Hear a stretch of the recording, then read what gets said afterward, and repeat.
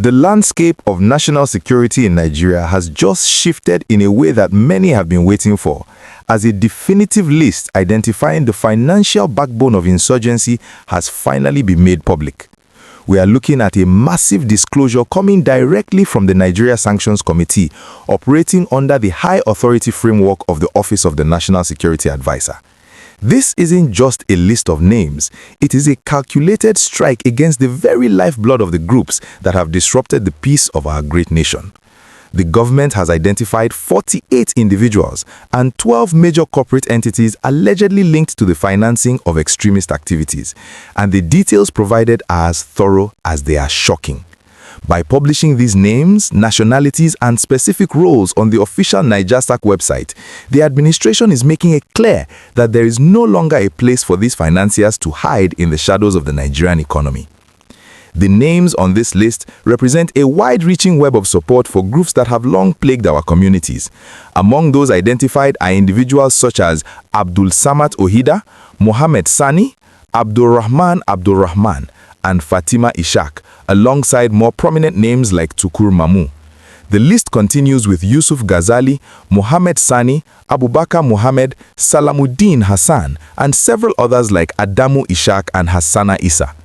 This disclosure touches every corner of the conflict, naming those allegedly connected to major extremist groups including the Islamic State West Africa Province, popularly known as ISWAP, and Ansarul al-Sudan, or Ansaru. It even extends to domestic groups like the indigenous people of Biafra and the Yan group.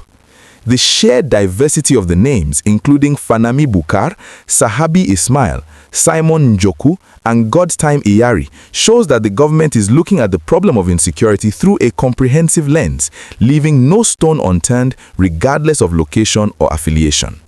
This is more than just a public shaming, it is a legal and economic decapitation of these networks. Under the Terrorism Prevention and Prohibition Act of 2022, this move triggers immediate and severe consequences, including the freezing of assets and strict travel restrictions.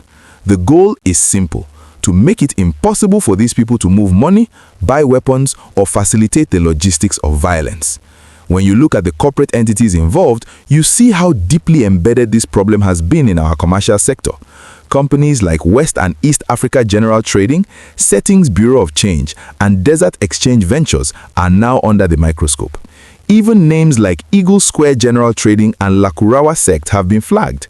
It highlights a disturbing reality where legitimate-looking businesses have allegedly been used as fronts for laundering tens of billions of naira to fund chaos. While this news is breaking across the country today in 2026, it is important to understand the backdrop of these trials. We are currently seeing the fruit of a renewed federal effort to prosecute high-profile suspects, with no fewer than 386 terrorists already convicted in ongoing trials. This list is the next logical step in ensuring that those who write the checks face the same justice as those who pull the triggers. If you find this breakdown of Nigeria's security transition insightful and want to stay updated on how our nation is being reclaimed from these elements, please take a moment to like this video and subscribe to the channel. Your support ensures we can continue bringing you these streamlined updates as the situation evolves, helping you stay informed and connected to the real stories shaping our future. The complexity of these networks is truly staggering. Investigations leading up to this point have uncovered transactions spanning multiple jurisdictions, with some suspects even being cited in international court judgment as far away as the UAE. We are talking about a highly coordinated domestic and international financing network that has used hundreds of bank accounts to move money across borders. In the past, there were serious concerns about enforcement gaps, especially when suspects arrested years ago were reportedly released under questionable circumstances. However, the current transparency from the Office of the National Security Advisor suggests a new era of accountability. The inclusion of figures like Alhaji Saidu Ahmed and international suspects like Abubakar Hima shows that the Nigerian government is finally collaborating on a global scale to cut off the arms procurement and money laundering operations that have sustained Boko Haram and other groups for too long. As we watch these names circulate, the impact on the ground is what matters most. By targeting the Yan Group and various Bureau of Change entities, the government is effectively choking the informal channels often used to move ransom payments and illicit funds. This is a battle of intelligence as much as it is a battle of force. The public disclosure of nationalities and specific roles serves as a warning to anyone considering entering this trade of blood money. The Nigerian Sanctions Committee is now ensuring that our national framework aligns perfectly with United Nations Security Council resolutions, meaning these 48 individuals and 12 companies are now effectively pariahs in the global financial system.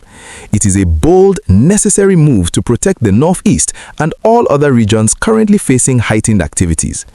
Staying informed about these developments is the only way we as citizens can understand the true progress being made in the fight for a safer Nigeria.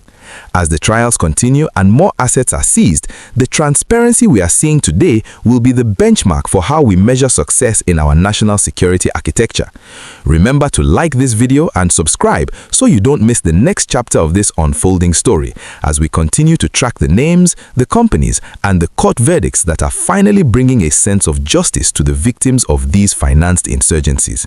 This is the story of a nation finally deciding to follow the money to its source, and the names released today are just the beginning of a much larger cleanup of our financial and security systems.